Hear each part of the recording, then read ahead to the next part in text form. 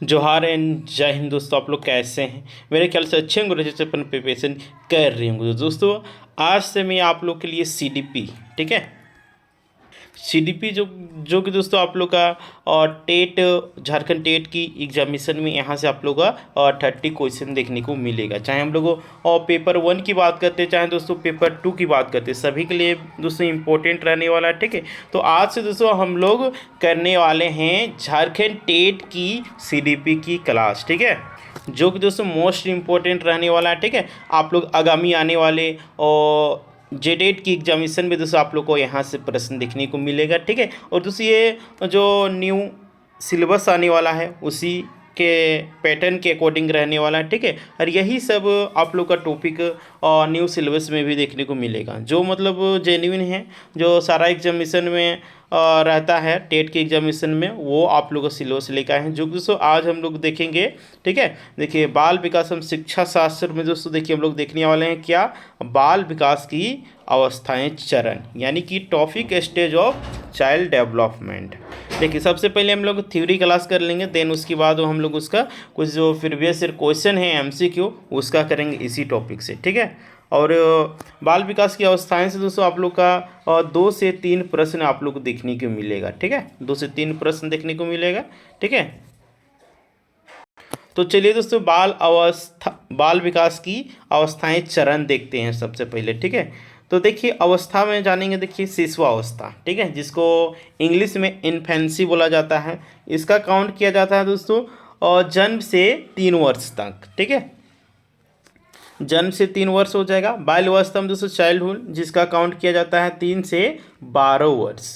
ठीक है, और देखिए पूर्व बाल्यावस्था की बात करते हैं, पूर्व बाल्यावस्था दोस्तों देखिए 3 से 6 वर्ष है। उत्तर बाल्यावस्था की बात करते हैं 6 से 12 वर्ष है। देखिए बाल्यावस्था में 3 से 12, इसके अंदर में भी होता है पूर्व बाल्यावस्था, उत्तर बाल्यावस्था। ठीक है, तो पूर्व बाल्यावस्था 3 से 6 साल होता है और उत्तर बाल्यावस्था की बात करते हैं तो 6 से 12 साल होता है। ठीक है, देन हम लोग बात करते हैं दोस्तों शिशुअवस्था की विशेषता। ठीक है, हम लोग जानेंगे एक एक करके। ठीक है, तो शिशु अवस्था की देखिए विशेषता जानिए, जिसका समय आप लोग का जन्म से 3 साल होता है। देखिए अपरिपक्वता, ठीक है, बच्चों में अपरिपक्वता रहता है। ठीक है, प्रासरिष्टा यानी कि डिपेंडेंसी, यानी कि दूसरे पे ये डिपेंड रहते हैं। ठीक है, और मूल प्रवृत्त्यात्मक व्यवहार।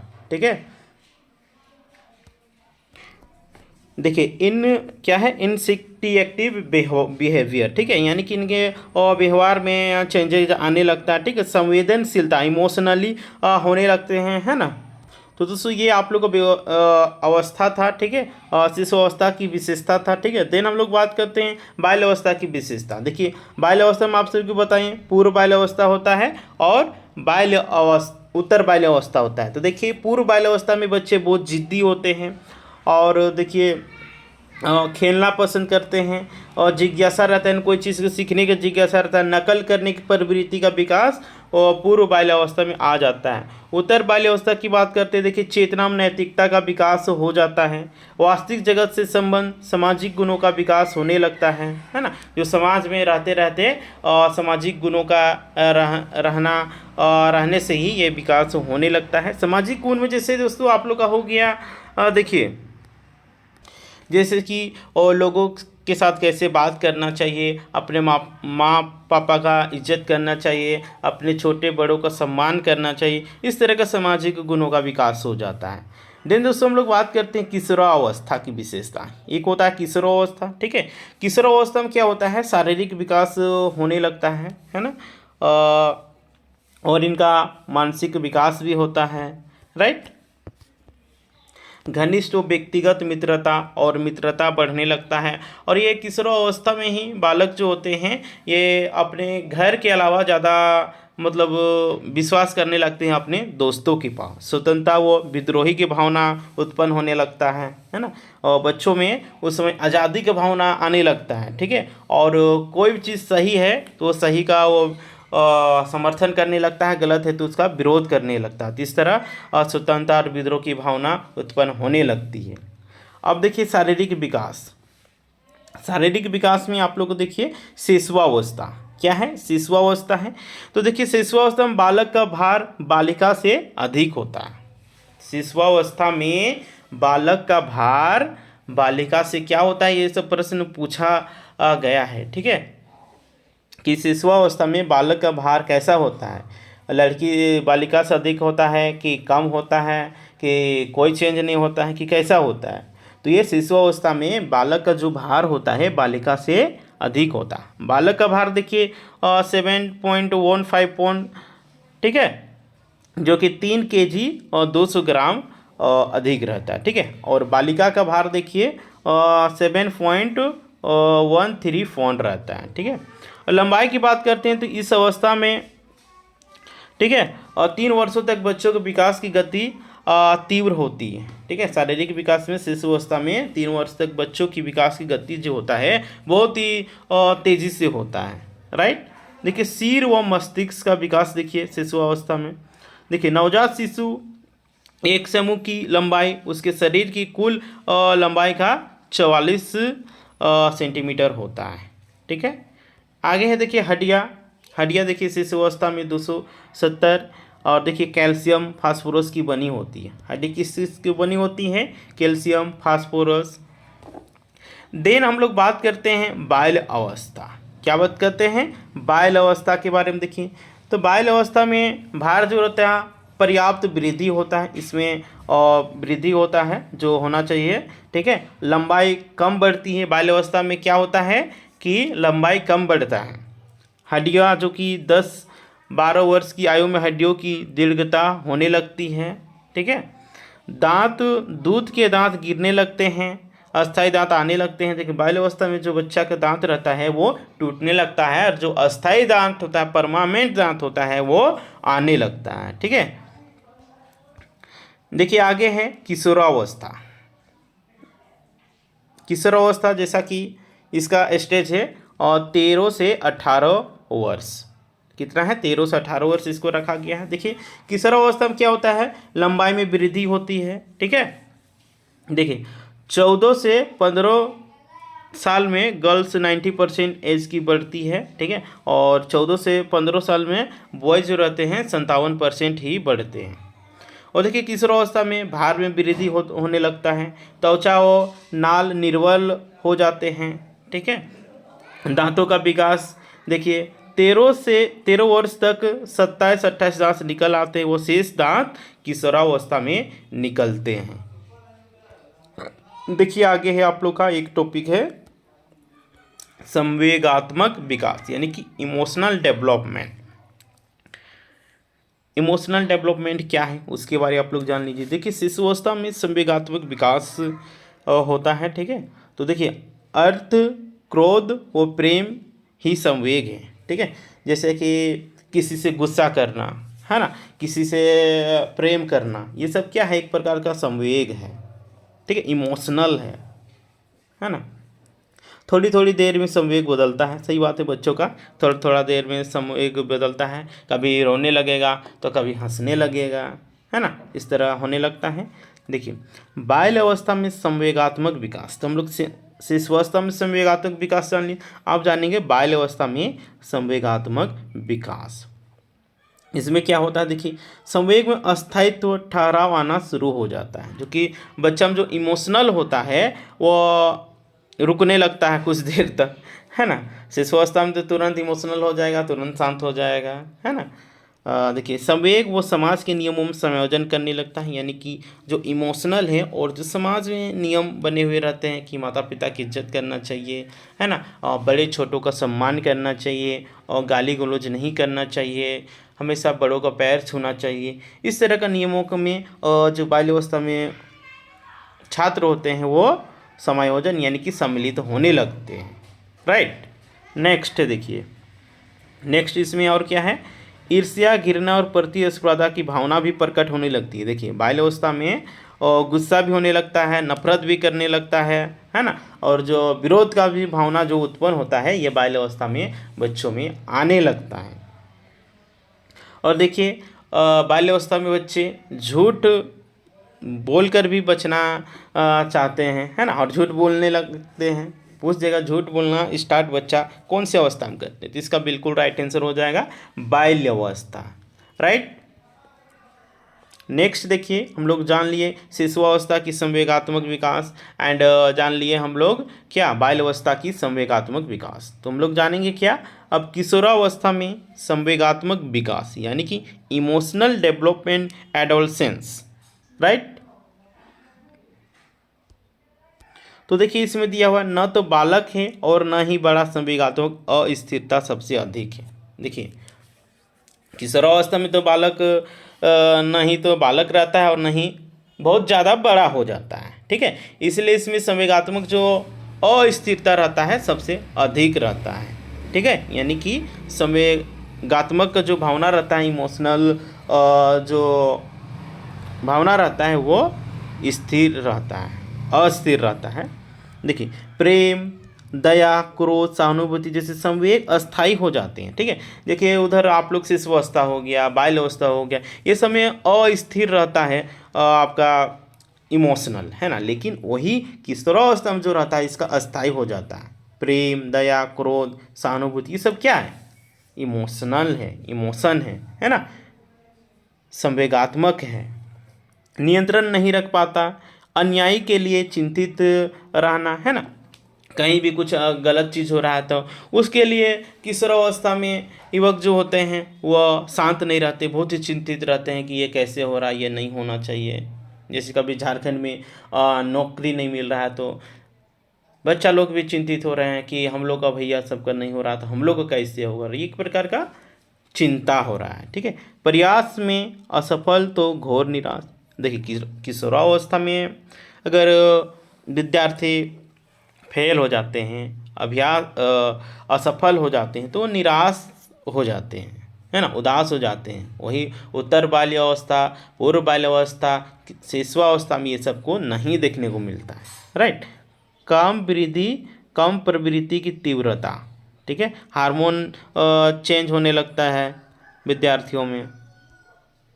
अब हम लोग देखेंगे भाषा विकास। शिशुअवस्था में भाषा विकास, बाल्यावस्था में भाषा विकास और किशोरावस्था में बाल्य भाषा विकास। तो देखिए शिशुअवस्था में क्या होता है, केवल एक शब्द की वाक्य रचना करने लगता है, जैसे मम्मी, पापा, दादी, बुआ, इस तरह का शिशुअवस्था में भाषा का विकास छात्रों को होता है।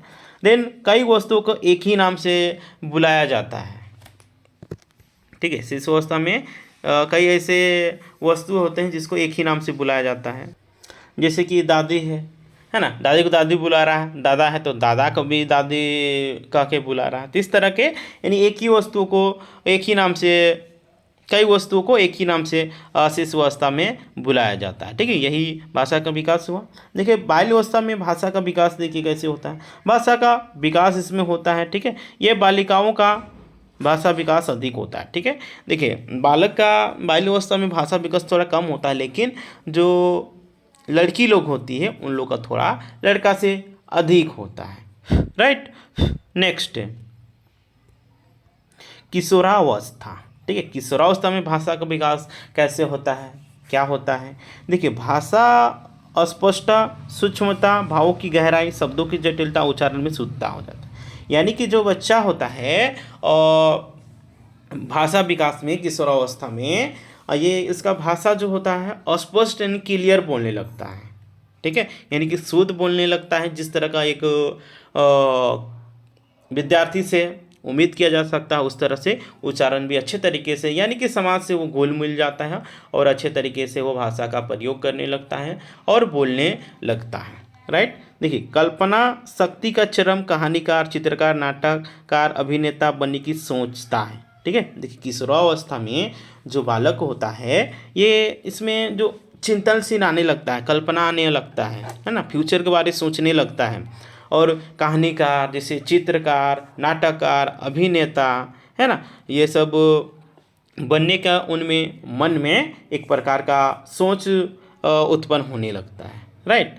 और क्या होता है किशोरावस्था में, देखिए शब्द भंडार में वृद्धि होता है। सही बात है, किशोरावस्था में शब्द भंडार में वृद्धि होता है, जैसे जैसे और बड़ा होता है वैसे वैसे उसका शब्द भंडार में और ही ज़्यादा डेवलप होता है, विकास होता है शब्दों का।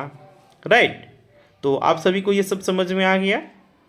तो हम लोग नेक्स्ट पढ़ते हैं बाल विकास के आधार व प्रभावित करने वाले कारक। बताइए, बाल विकास के आधार को प्रभावित करने वाले कारक कौन कौन से, यानी कि basic of child development and factors affecting. ठीक है, यानी कि बाल विकास के आधार को प्रभावित करने वाले कारक।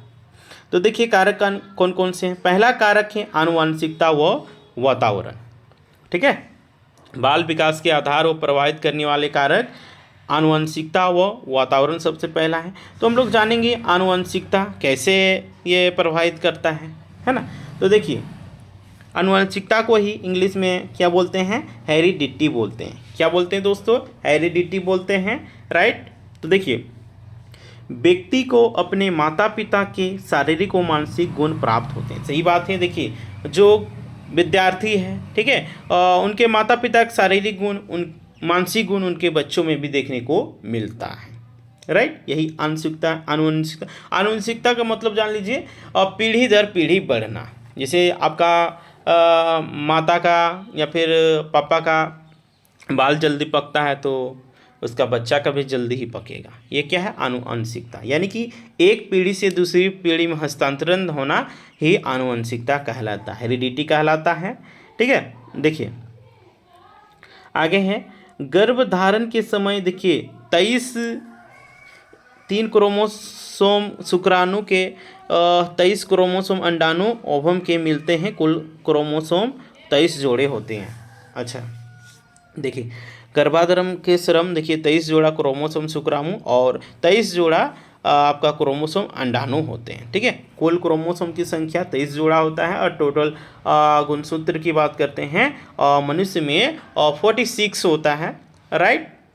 आगे है देखिए क्रोमोसोम धागे के समान प्रत्येक क्रोमोसोम पर जीन्स मिले हैं जिनमें आनुवंशिक गुण स्टोर रहते हैं। देखिए क्रोमोसोम में ही क्या रहता है, आनुवंशिक गुण रहता है, हेरिडिटी रहता है। ठीक है, वही बोल रहा है क्रोमोसोम धागे के समान होता है, धागा की तरह एकदम पतला से रहता है। ठीक है, और प्रत्येक क्रोमोसोम जीन्स पाया जाता है, ठीक है, जिनमें आनुवंशिक गुण स्टोर रहते हैं, राइट। नेक्स्ट देखिए वंशानुक्रम के नियम, यानी कि law of heredity. Law of heredity क्या है उसके बारे में जान लीजिए। देखिए बीज कोष की निरंतरता का नियम, यानी कि law of continuity of germs plasm, right. देखिए बालक को देने वाला जीव कोष कभी नष्ट नहीं होता है। ठीक है, बालक को देने वाला जीव कभी वो क्या होता है, नष्ट नहीं होता है। जो बीज कोष बालक को अपने माता पिता से मिलता है उसे वो अगली पीढ़ी को हस्तांतरित कर देता है। सही बात है। देखिए बीज कोष की मतलब ही होता है, वही बता रहे हैं वंशानुक्रम का नियम क्या होता है। देखिए बालक के देने वाले जीव कोष कभी नष्ट नहीं होते हैं और जो बीज कोष बालक को अपने माता पिता से मिलता है उसे वह अगली पीढ़ी को हस्तांतरित कर देता है। ठीक है, जो मतलब उसके माता पिता से मिला तो उस बच्चे से जो उसका बच्चा होगा उस पे पास चला जाएगा। यानी कि पीढ़ी दर पीढ़ी बढ़ने वाला एक प्रक्रिया है, इतना जान लीजिए। और देखिए एक BN झा जी हैं जो कि इसका आलोचना करते हैं, है ना। तो देखिए बीज कोष की निरंतरता का हम लोग नियम जान लिए। तो हम लोग जानेंगे समानता का नियम। ठीक है, इसमें समानता का नियम क्या है हेरिडिटी में। तो देखिए जैसे माता पिता वैसा बालक। ठीक है, यानी कि जिस तरह माता पिता होते हैं उस तरह का गुण उसके बच्चों में भी चल जाता है। और यह नियम जो अपूर्ण है ये पूरा पूरी नियम नहीं, सभी में यह लागू नहीं होता है। ठीक है, देखिए नेक्स्ट है विभिन्नता। विभिन्नता कैसे है, कुछ विभिन्नता मिलती है जैसे कि नवोत्पत्ति या प्राकृतिक चयन इसका कारण हो सकते हैं। ठीक है, और देखिए ऐसा नहीं है कि जिसका माता पिता भी चोर है तो उसका बेटा भी चोर ही होगा, या जिसका माता पिता का नाक है वैसा वैसा बच्चा ही होगा। ये आपका प्राकृतिक के कारण भी इसमें डिफरेंट आप लोग को देखने को मिलेगा, लेकिन कुछ ना कुछ उसमें आपको देखने को सेम मिलेगा ही, है ना। नेक्स्ट प्रत्यागमन का नियम, यानी कि लॉ ऑफ रेग्रेशन। ये क्या है इसके बारे में आप लोग जानिए। देखिए बालक में माता पिता से बिल्कुल विपरीत गुण पाए जाते हैं, अतः प्रत्यागमन का नियम देख लीजिए। बालक में माता पिता से बिल्कुल विपरीत गुण यानी कि उल्टा गुण पाया जाता है, राइट। देखिए प्रकृति का नियम, विशिष्ट के बजाय सामान्य गुण का अधिक वितरण करके एक जाति के प्राणियों को एक ही स्तर पर रखने का प्रयास करती है ना। यानी कि अलग अलग जो जाति के जीव जंतु होते हैं उसको एक ही स्तर में लाने का प्रकृति प्रयास करती है। राइट। देखिए आगे एक नियम है अर्जित गुणों के संक्रमण का नियम। ये क्या है इसके बारे में जान लीजिए। देखिए माता पिता द्वारा अर्जित गुण संतान को प्राप्त नहीं होते हैं। सही बात है। जो मतलब अर्जित किया हुआ है यानी कि प्राप्त किया हुआ ज्ञान वो बच्चे में कैसे बिल्डअप कर पाएंगे। वो तो बच्चा भी अर्जित करेगा तब ना कर हो पाएगा, है ना। इसीलिए माता पिता द्वारा अर्जित गुण संतान को प्राप्त नहीं होते। इस बात को आप लोग ध्यान दीजिएगा। नेक्स्ट है देखिए इसमें और क्या है, मुख्य मनोवैज्ञानिक वुडवर्ड है, ठीक है, जो कि ये इसका नियम बताए हैं। लेमार्क ने आविष्कार कर जिराफ का उदाहरण दिया। देखिए अब हम लोग देखेंगे बालक पर वंशानुक्रम का प्रभाव यानी कि influence of heredity on child. देखिए मूल शक्तियों पर प्रभाव थार्नडाइक ने दिया था। शारीरिक लक्षणों पर प्रभाव कार्ल पियर्सन ने दिया था। देखिए ये सबसे प्रश्न आप लोग देखने को मिलेगा, ठीक है। प्रजाति की श्रेष्ठता पर प्रभाव क्लीन वर्ग ने दिया था। व्यवसायिक योग्यता पर प्रभाव केटल ने।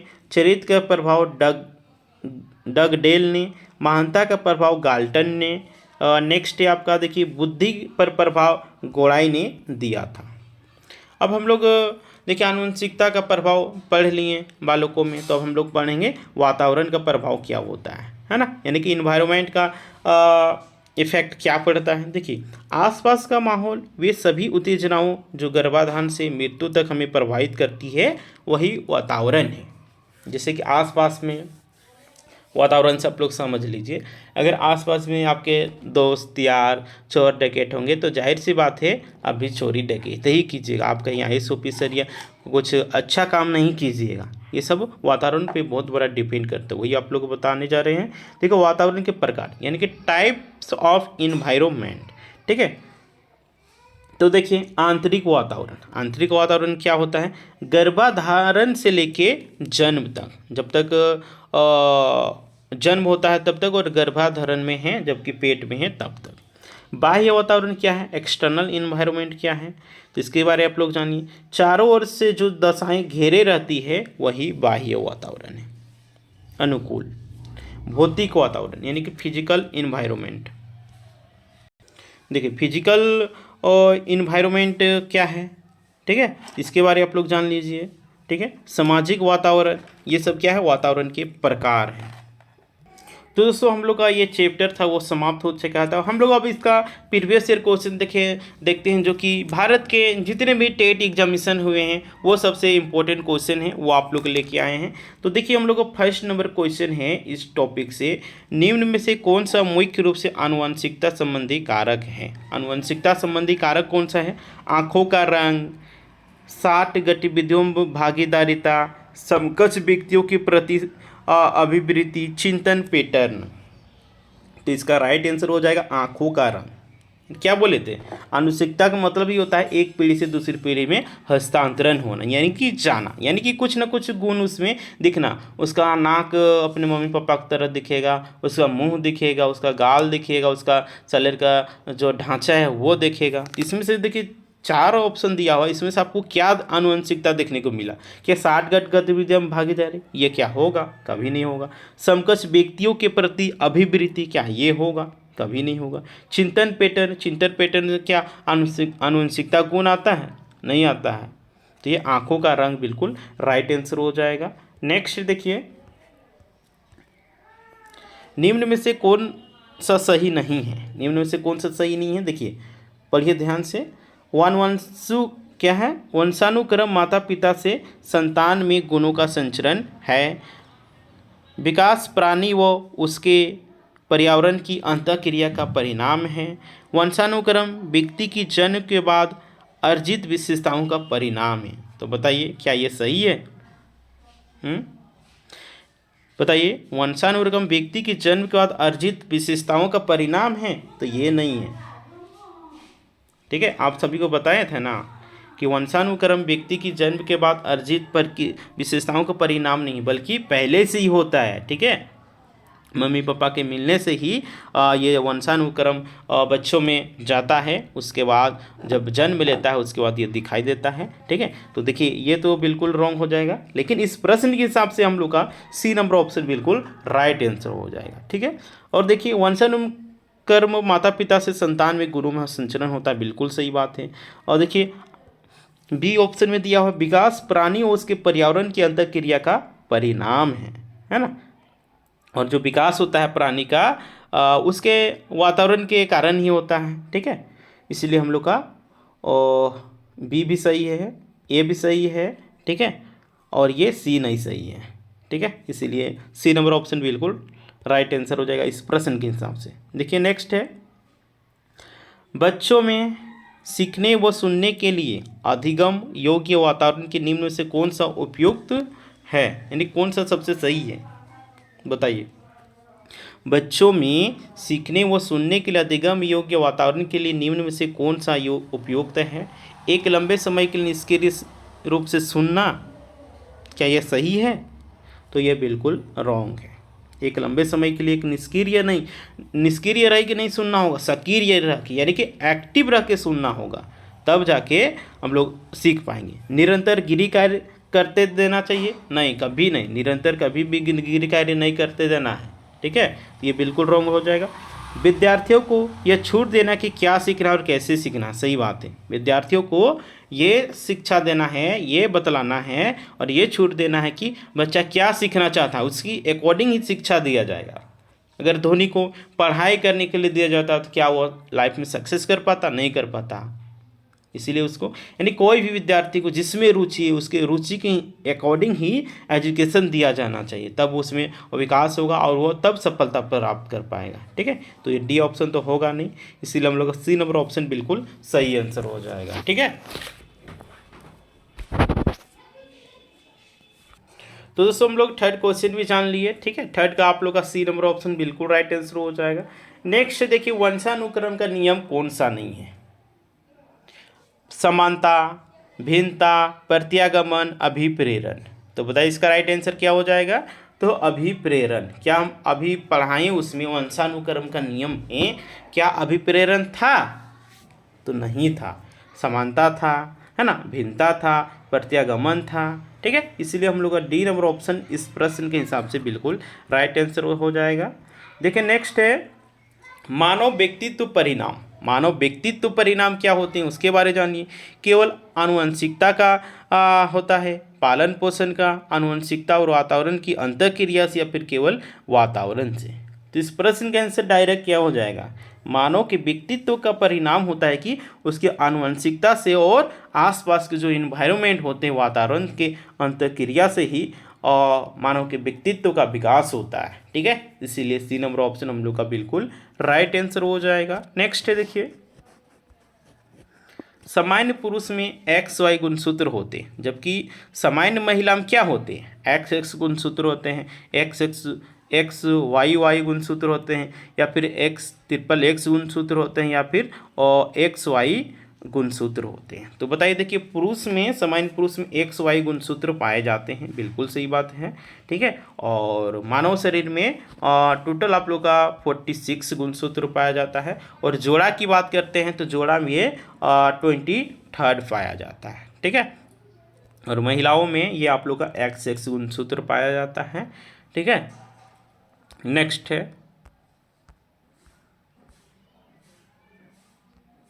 नेक्स्ट देखिए, मनुष्य की बुद्धि आगे की पीढ़ियों में संक्रमित होती है। मनुष्य की बुद्धि की आगे की पीढ़ियों में संक्रमित होती है। इसका कार्य इस जन्मजात योग्यता के विकास के लिए उपयुक्त परिस्थितियों का निर्माण करता है, जलवायु के लिए, वातावरण के लिए, क्षेत्र के लिए, मौसम के लिए। तो ये किसके लिए करता है बताइए? ये वातावरण के लिए। ठीक है, देखिए फिर से ध्यान से पढ़िए, मनुष्य की बुद्धि आगे की पीढ़ियों में संक्रमित होगी।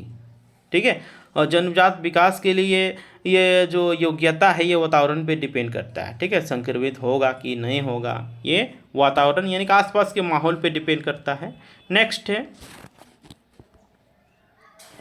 निम्न में कौन सा कथन सही नहीं है? कौन सा कथन सही नहीं? माता पिता की शारीरिक व मानसिक विशेषताओं को संतानों में संचरित होना वंशानुक्रम है। बताइए, माता पिता की शारीरिक व मानसिक विशेषताओं का संतानों में संचारित होना क्या वंशानुक्रम है? तो हाँ, बिल्कुल है। अभी तो कुछ देर ही पहले आप लोग को पता है।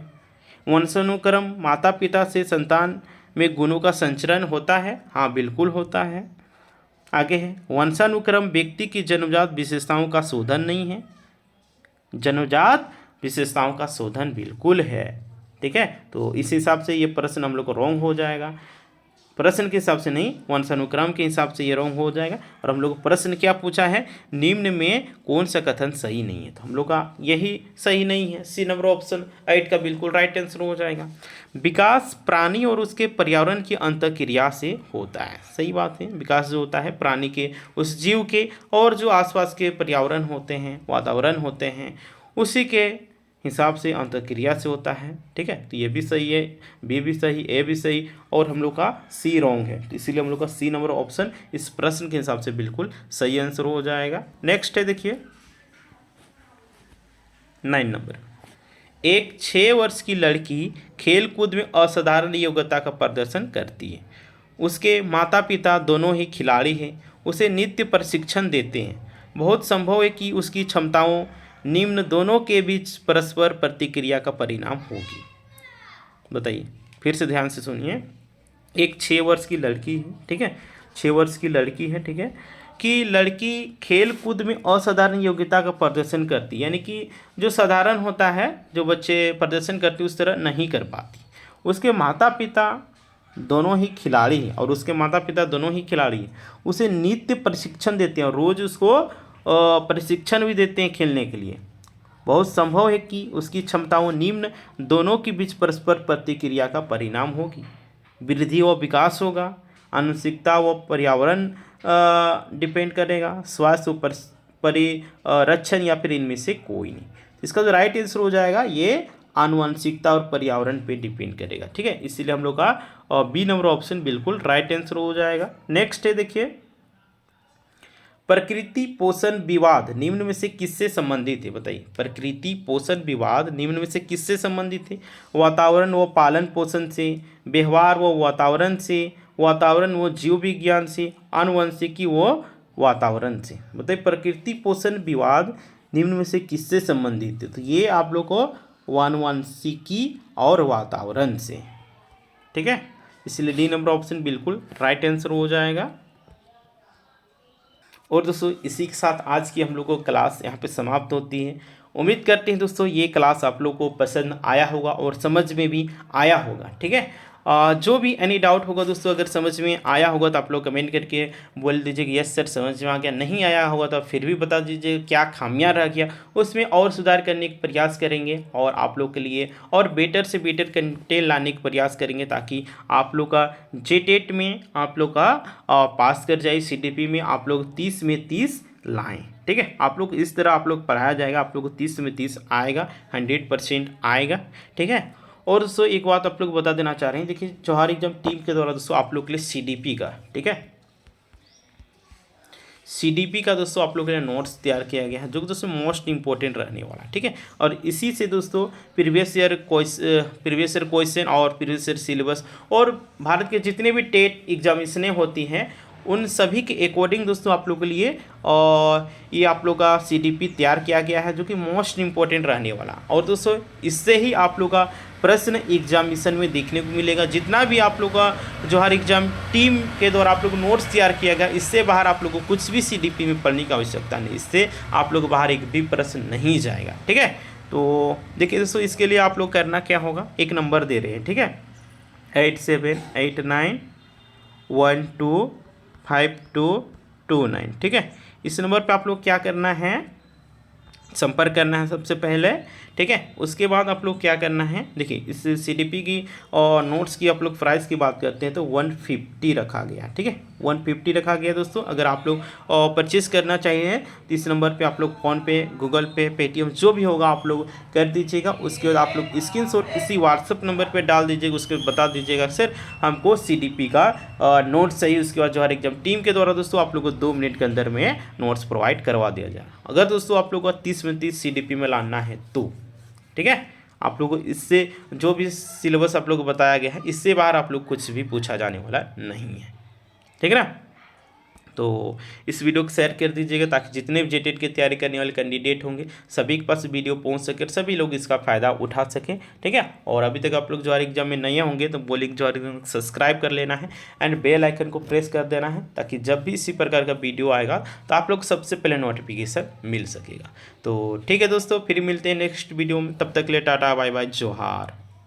और एक बात, ये क्लास आप लोग का रोज़ 8 बजे रात में जो एग्जाम के यूट्यूब चैनल में देखने को मिलेगा, ठीक है। लाइव और रहते हैं, ठीक, तो वहाँ से आप लोग पढ़ सकते हैं, ठीक है।